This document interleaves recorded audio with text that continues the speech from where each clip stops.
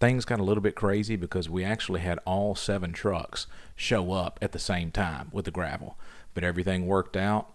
They were able to get in, empty the rock, and get out pretty quick. We got 7 loads of gravel dumped yesterday, and today we are getting it smoothed out and put in the porches and the garage.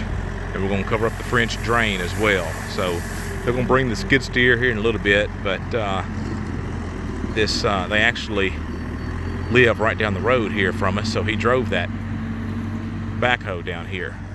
He said it's holds a little bit more than the skid steer, so that's why they started with that right now. Right here we're just using black spray paint to paint the block where the foundation vents go, so you don't see that white block behind the vents. Just looks a little bit better. You'll see lumber all around. Got some helpers over here with me too. We got it scattered around throughout. So and then here's the safe room. What we're going to do tonight before the framers come in the morning is we're going to clean off the top of the block.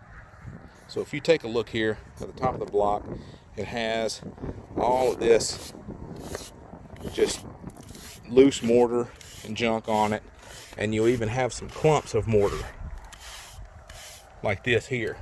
So what we do is we just take it, bust it up a little bit like that, brush it away.